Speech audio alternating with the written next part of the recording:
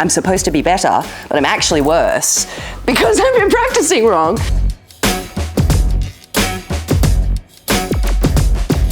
I can't tell you exactly how many rounds there were, but it was a lot of rounds. I, at the time, had just moved to do full-time dancing with Tanya Pearson's classical coaching. She made everybody at the studio audition for Dance Academy for experience, because she said everybody needs to do every audition in every kind of light you can possibly ever do to feel the rejection or the difficulty of it and just get better and better at it. And in my head, I was never going to be good enough to be in it. I remember Sam Strauss, the writer, she's sitting there, I had to do like a move, like bring out a trick, and I was epically ballet, like you couldn't, there was no hip hop, there was no nothing, like couldn't do anything. I'm 14 years old at the time, and I pulled out, you know, the disco across the floor in front of like hundreds of people, which was a very Tara thing to do. When you're filming, you're not training. And for dancing, like just constant training, like 8 hours a day, weekends, all that sort of stuff. So it was really interesting because I actually had to act the ability to be able to dance by the end of the season and then go back to ballet and get really good at it again and do the same thing over and over. This is what makes it really interesting because I loved it so much, but my character wasn't supposed to be very good. So I was practicing over and over and over and over again the wrong way to do things. Tara starts off and she's like, there's something there, but she's not great, you know, from the country, she hasn't had enough, you know. And I'm good at that point because we've just started. Like I'm very technically, you know, astute, I don't know. And so by the end of filming like the season, I'm supposed to be better, but I'm actually worse because I've been practicing wrong. There's a lot of the very beginning of it that I don't remember because in my head, I'm going, I can't do this. This is what is going on. And you've got all of these people that are depending on you, like crew, cast, to be good, not to screw it up, to, you know. And so the first, like, probably couple of weeks, there's moments and flashes, but it was almost out of body experience because I just had to pretend that, okay, I could do this. Outwardly and inwardly, I'm going, oh God, swear word, swear word, swear word, swear word, swear word. Every single one of the people that I worked with, like we're still family, still all of us. I ran into Tim Pocock the other day. All of us. Dina, I text her at least once a week sort of thing, you know. It's Alicia's doing amazing things, you know, everyone. But just, we are actually the anomaly to the rule. We are actually like a family. When I look back, they boosted me at where I felt like I was like not good, but it was such a supporting, almost like sisterly and brotherly, and I was an only child, so yeah, we did well together. The dedication it taught me. So I had that already a little bit with the ballet. Like you have to work very, very, very hard, but it's another level because those hours are ridiculous when you're in almost every scene. Now, so in normal work, anything else that I do, I'm so grateful to Dance Academy and what it did for me because I can do it. And then the other thing is really corny. Like it really showed me the depths of love. These people are family. Like that's the biggest gift in the world. There were so many, like I couldn't cope. I thought I would cope. You spend so much time with these people, more than you do with your outside friends or family at home. The realization when they call cut on the very last take, it doesn't hit you until that point. I just got shivers.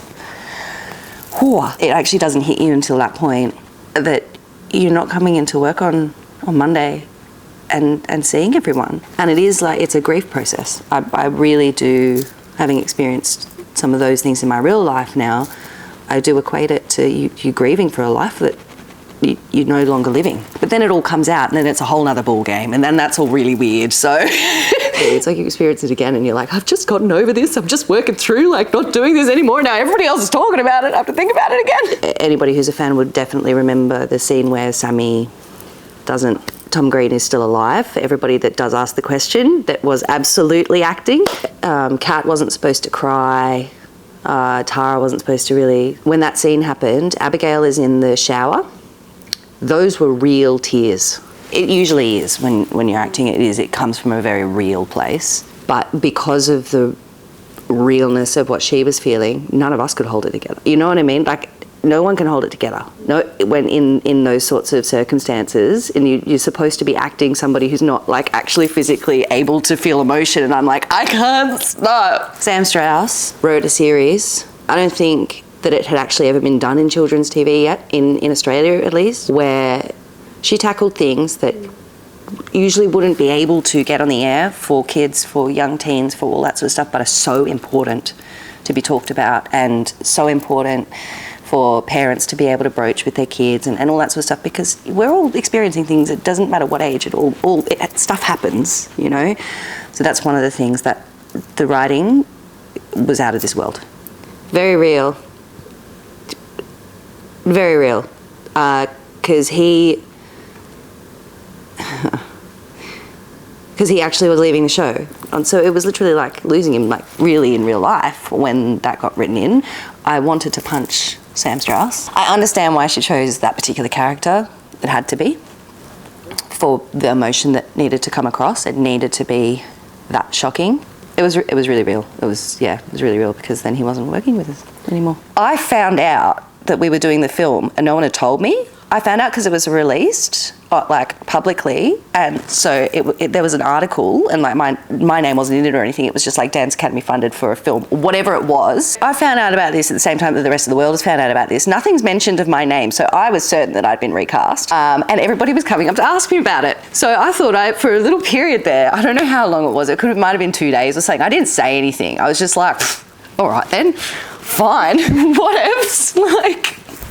I thought I'd been recast. So I thought I was fired before we did the film. I'm working out for a developer and builder, doing master plan communities and stuff like that for Sekisui House in Australia. It's really beautiful. They're very eco-friendly. I really enjoy it. I had a bit of a rough patch there that some people might know about and some people maybe don't. I had pretty big car accident and stuff like that. And so ended up having to kind of move and all of that and change my life and do a lot of rehab for a very long time. And during that point in time, I had asked Mum, just said, like, you know, maybe we should move out of here and renting, like, this is ridiculous. You know, it's during the COVID period. I'd already been locked down anyway. COVID didn't affect me. So I was like, hey, everybody join my pain. But we moved out and bought a house.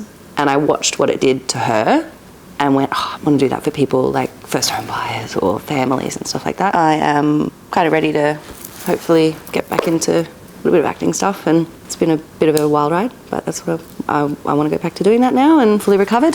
Got a lot of scars, that's what you got makeup for, so hopefully stay tuned, yeah.